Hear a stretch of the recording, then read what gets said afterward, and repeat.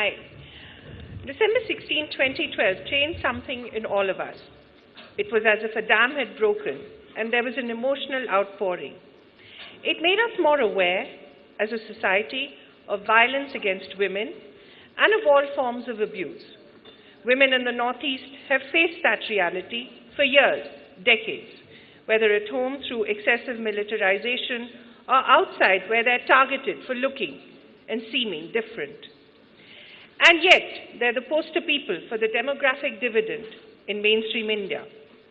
Ask any employer, and they will tell you that Northeastern women are the backbone of the hospitality and retail sectors in the country. Youngsters from the Northeast, especially women, are hardworking, honest, and well-spoken. They learn fast and grow even faster, all of you. Yet their struggle for survival is a daily routine of overcoming humiliating stereotypes and dismissing discrimination. We have two brilliant and beautiful women here today who are going to tell us about that, the cult of violence and often being an outsider in their own country. They don't just talk, but they do. Zarifa Wahid is an actor and activist who has studied and lived in Delhi. Her most recent movie, Bandhon, by one of my favorite directors, Janu Barua, won a national award. Zarifa, can we have you on stage, please?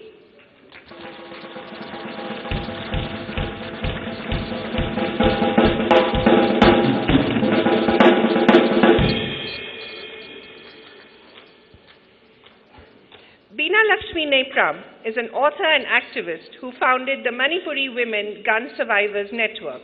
She's at the forefront of the debate on the role of women in the disarmament of civil society. I'd like both of them to tell us how they see the role of women in the transformation of the Northeast and India. Please, Beena Lakshmi.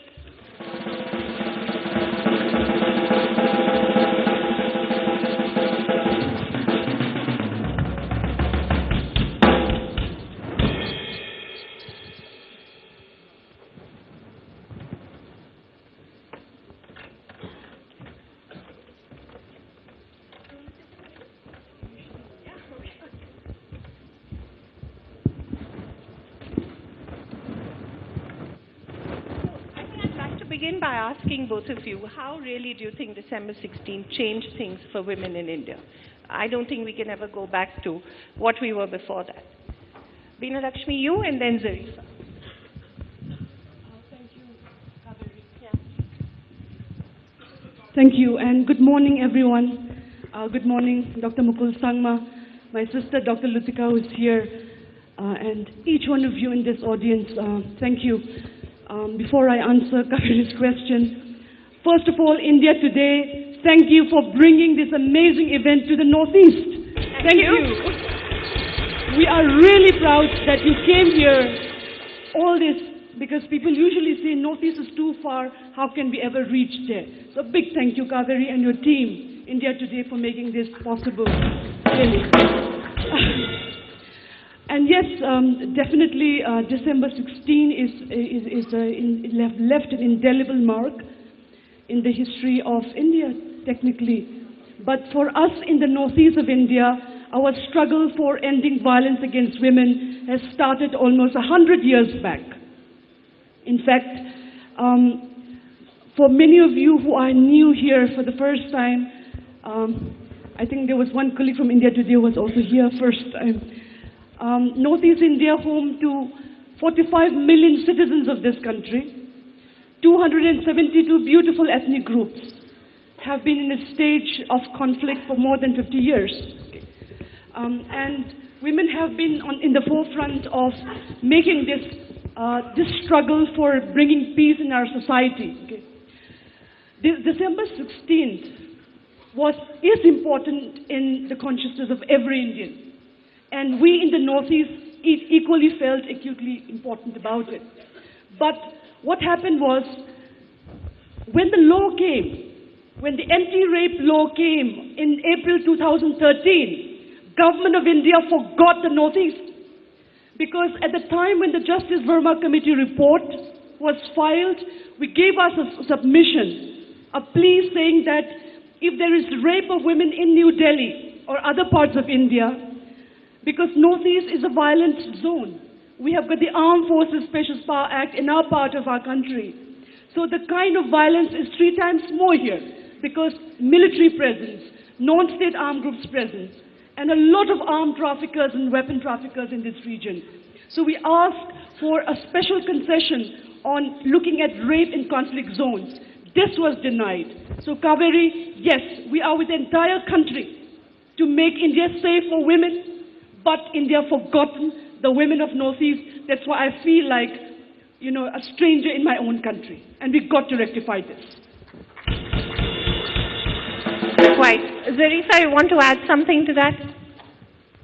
First, I would like to thank India Today for inviting me here in this very special summit. I feel so privileged to be a part of this, and heartfelt appreciation to Dr. Sangma for hosting the entire summit here.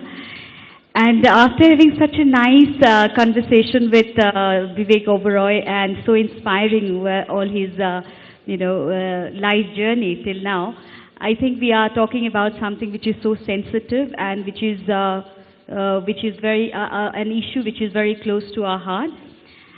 I should also add, out of the way, Beena Lakshmi Nepram was my senior in Delhi University. When I first went to Delhi, she was my guiding force. And today I'm so glad that we are together in the same platform and talking about an issue which we are very concerned about. But I am also trying to learn out of every conversation that we are having in this regard about the plight of the women in the Northeast. We are trying all possible ways or all possible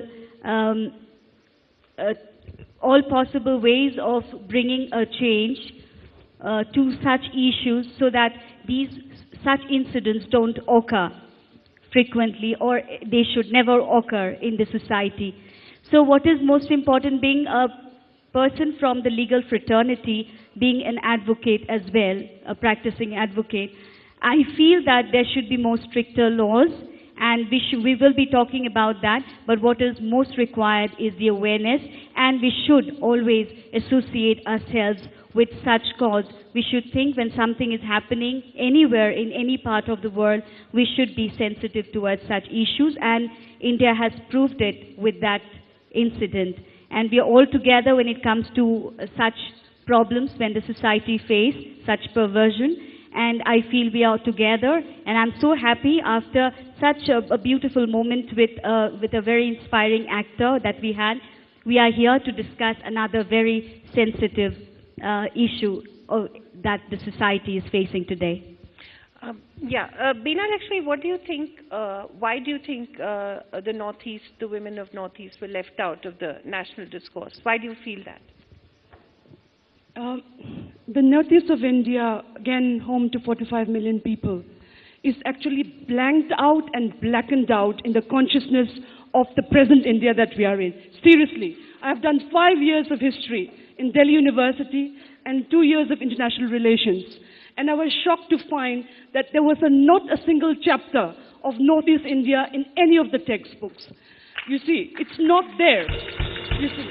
Now, what happens is, many of you are parents here in this room, and many of you are young people. It's a youth summit, okay? But you see, a child's formative age, when you put things into his or her head, is the age of when they're in class 1 to class 10. That's the time. If I have learned about Rashtrakutas, the Chola dynasty, India failed to learn that the woman who was detained the longest period in the Indian freedom movement, can anyone in this room tell me who was the woman in Indian freedom movement who was detained the longest in the freedom struggle? Can anyone answer that? You will have to tell us. Exactly. This is what our policymakers have failed. Her name is Rani Gaidenlu, who was detained for 15 years in Shillong by the British for waging war against the British India. And it was Pandit Nehru who took her out of the prison and gave the name Rani to her. She's a Zyalanong Naga from Manipur. And this India has failed. Okay? So this is exactly what is happening. We have our Chief Minister here. His niece, Dana, died in Delhi under mysterious circumstances. We did a survey of all the violence against women which is happening in the national capital region. 66% are from women and girls from northeast of India. 66% of all violence against women recorded in the media in the Delhi NCR region are women from the northeast. So, Kaveri, your question actually is very pertinent. And why do people do that? Right now, we are grappling a case of a 21-year-old Golring Amphi, a Naga girl from Manipur, who was killed in her own flat in New Delhi on 29th May 2013, 5 months after the Delhi gang rape. She was killed, she was assaulted and killed in her own flat, and the suspect are the landlord and his own brother-in-law. Now, what is the psyche behind that? You see, even in the dark, a robe looks like a snake. Now, as I said, the northeast of India consciousness is not there in the textbooks. It's not there in the media, sadly, Kaveri. It's not there, you know, all your advertisements on television are about beautiful Punjabi girls. Or from Delhi, or who looks like Deepika Padukone, okay? It's never a woman with a different look, okay? So India has failed to assimilate that of 1.2 billion people, 45 million Indians look like us. And India got to recognize that 2013 and next year if you want one country. What do you think the Northeast can do about that? What can women like you who are feel so passionately about it, who feel so strongly about it, what can people like you do to educate people like us?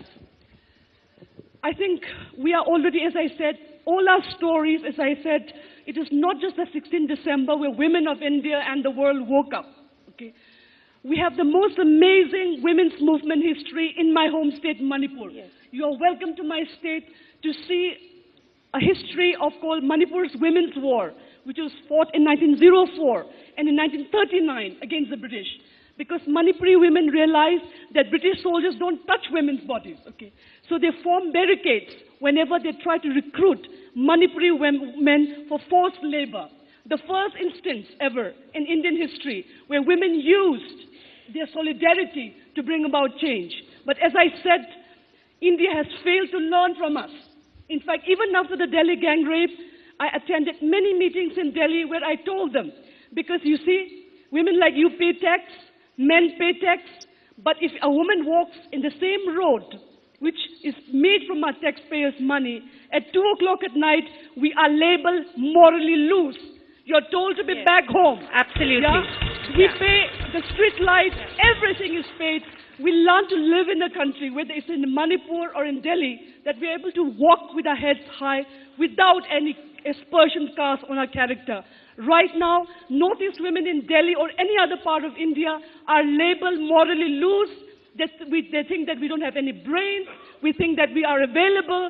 This got to change. And India got to change. And yet, I think women from the Northeast, I mean, I've seen them in hotels and, you know, airlines. They work the hardest. They work the longest hours.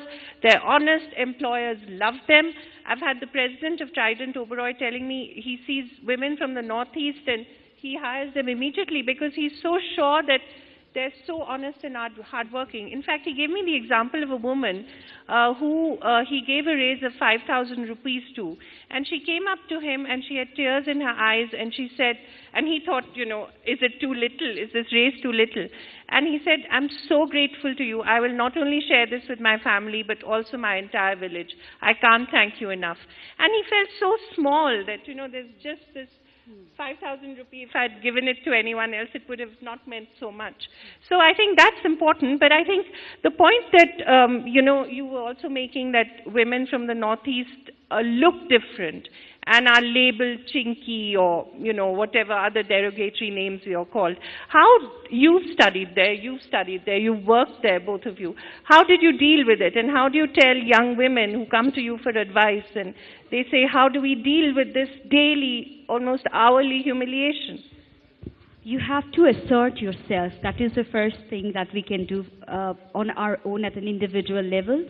Because it was just 10 years back when I was in Delhi, and people didn't know that I'm from the Northeast because they expected different kind of features, because they say, oh, you don't look like a girl from the Northeast. You look different. Your eyes are bigger or something like that.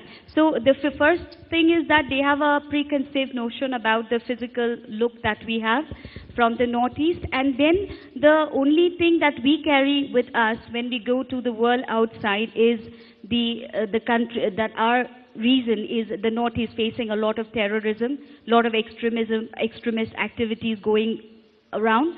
So they only expect, a lot of band and all, blackouts and all these kind of things.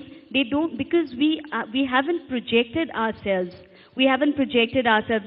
Since I belong to the film fraternity, I will give example of myself. Being a member from the film fraternity, I'm often being asked, oh, there is a film industry in the Northeast. I mean, in Assam. And I feel so sad. We started off in 1935. Assamese film industry started in 1935. But yet, most people outside Assam, they really don't know that there is a flourishing film industry in the Northeast as well, in Assam. There is a very flourishing industry in Manipur as well. So first thing is that we need to project ourselves, we need to assert ourselves, and we also need the patronage of the government. Without the help of the government, it is not possible. But we have to, as students, we really need to be very focused about what we want to do, because most of the time people think that we have migrated to other places outside Assam because we don't have enough of good education in our state, or maybe good employment. They have this very wrong notion. That is the reason why they think that we belong to a slightly underprivileged part of Assam. And in fact, I heard people asking me, do you use the same currency? They don't even know where, Assam exists in the map of India. Whereas, my grandfather, my father, I was always, still now, my father is so excited when he sees the World Atlas or the map of India. So we know every capital of every state of India, but most people outside Assam, or maybe a little away from Assam, they really don't know where Assam exists. They feel the Northeast is just one whole chunk away from, the mainland of India. So first we have to do what I tell the students who ever go and study outside Assam. We need to be very focused, and we need to project ourselves, and we need to tell the world that here we are here to be in our own country, make our mark, and not feel like an outsider. This is our own country. Any part of India is our home. Yeah. Veena Lakshmi, what about you? What do you think, what is the kind of advice you give to young women? Yeah, actually, I always look at life in three levels. One is local, your family, your surroundings, your state, and then you have the nation. And then you have the international, so everything is linked. So the first thing that we started in Manipur, when we started the Manipur Women Gun Survivors Network, I came to Delhi wanting to be a physicist. I never thought I will be doing the kind of work that we do. I have topped all my life in my school in Manipur. And by the way, I studied 2 years in Shillong here, Lady Keen. So I'm also a Shillong girl once upon a time. So I'm really proud of, exactly. So what happened was, when I came to Delhi, my father brought me to Delhi. It was when you look far, when you grow up in a war zone. We lost our niece in a bomb blast in Manipur where my parents were nearly shot. But what happened is, when you grow up in those conflict situations, you thought it was normal. We never thought it was abnormal. When I started telling this to my friends in Delhi from Haryana or Bihar, they thought I was telling it from a film. That's when I realized that what is happening in our part of India is not understood at all. So it was in Jawaharlal University where I started my research on mapping the conflict in the Indo-Burma border areas.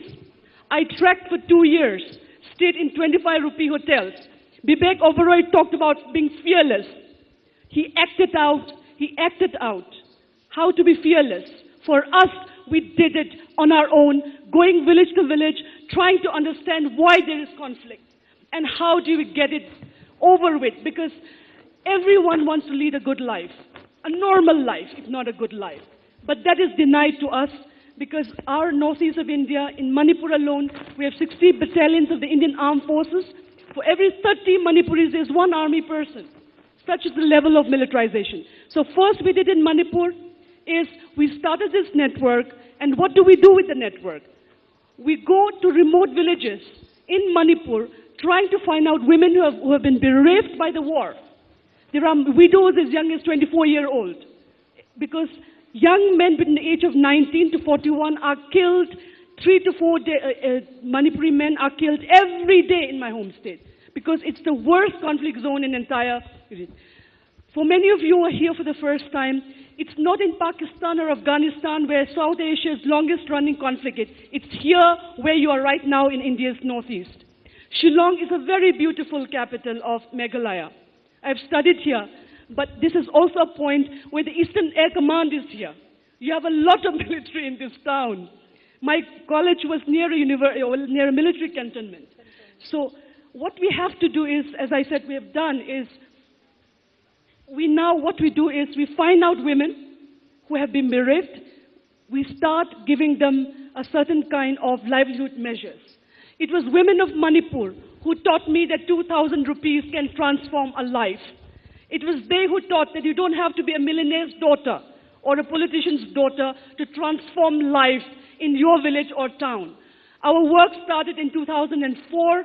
We launched it in 2007, literally publicly. We now work in 47 villages of Manipur and in 42 villages in the state of Tripura, where Pradyot is from.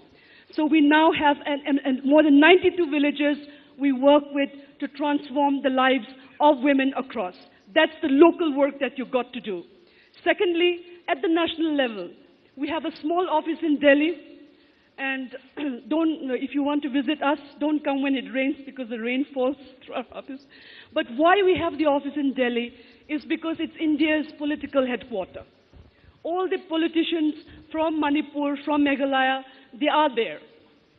And we try to see how we can engage them. We work with more than 72 parliamentarians to transform the way things are. It's still a work in progress.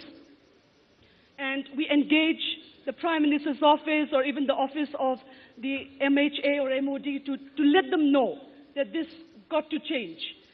And then at the international level, we have very close ties with the United Nations because India is a member state of the United Nations. As I said, I look at life in 3 levels. You have your parents, you have the government, which should be your second set of parents. Then you have the United Nations, which are literally grandparents. No country can work in isolation. So these are the 3 levels of work that we do. And in New Delhi, what we do is, very importantly, many cases of violence against women of the Northeast come to our office in Delhi. We have handled many cases. We seek the support of family members to file cases. We have filed the case of Rengampi, who was killed in May 29th in the Delhi High Court. Hers was a killing which the Delhi police tried to make it into a suicide, saying that she was brutally killed. And the newspapers in Delhi carried that she committed suicide and rodents ate her nose and feet. That was what Times of India reported. That was the level of denigration they did. Whenever women from the Northeast or people from Northeast protest in Delhi, the label is migrants from Northeast India protest. We ever feel like second-class citizens of this country. And as I said, as long as the act remains, as long as this kind of blackening out of in our textbooks remain, as long as we are not treated like a human being, I don't think that I would feel like an equal Indian. As I said, that, all the time people asking me, Madam, which country are you from? I feel at home more in Nepal or in Thailand. Why? Why should I feel like that? Do you both think that the Women's Reservation Bill is going to change anything? Do you feel that women have suddenly become a vote bank only because of the 2014 elections, and once those are over, people are going to forget that, the women's vote counts? Women in this room and supporting men, I have a plea. Women should get into politics. And I'm very proud that in the state of Meghalaya, you have got quite a number of women in politics. Okay, seriously. It's extremely important. United Nations Security Council Resolution 1325, please read it. It's just 2 pages. Bringing about peace and change is not about letting the men do the work and women just saying we want peace, protest and finish it, or write articles and finish it. It's important in India to bring change where women constitute 50% of the Indian population, that women should. Politics, if done well, as Dr. Mukul Sangma has said, can change lives. Our organization can transform lives in 92 villages in Manipur and Tripura. And we're starting work in Assam and Nagaland next year. But if a good leader changes it, you can really transform the lives of millions of citizens. So get into politics the right way, the way Aam Aadmi Party is trying to do. Let us see. Yeah. Zarifa, last question for you. Do you think women make better politicians? I won't have any biasness in this regard. I feel that a person who is truly concerned about the society makes a good politician. And whether she's a woman or he's a man, it doesn't matter. Very politically correct. But I feel that way because anybody who is truly concerned, and one thing that I always say is that we have not come to this world on this earth for 5,000 years. We have just come for even lesser than 100 years. So life is too short, and let us all try to make the society a better place. We will let us talk about, instead of talking about a bigger state or a nation or the world, let us talk about the locality where we live in. Let us think about the people around us. Let us be concerned about them and about the well-being. I think in very small ways, we can really make a difference to someone's life. And at an individual level, don't just wait for everyone to get together and do something. At an individual level also, we can start working, and we can start working from now on. We should not be waiting at all. Thank you very much, both very inspiring women, and we know that women can make a difference, and they do make a difference. Thank you. Kaveri, can I just 2 minutes? Sure. Actually, one of the important work that we are doing in India is on ensuring that it is not just violence in the northeast of India, but 12 Indians are shot every day because of gun violence. And we started a campaign in 2006 called the Control Arms Campaign, which has become an international treaty of the United Nations this year. And I'm so proud that Ravi Shargil is here with us today. In fact, he gave the support to our campaign, even though I didn't meet him personally. But we used your voice and your message that you gave in that short period of time to be able to bring the change to make a violence-free society in our country. Thank you very much. Thank you. Thank you both.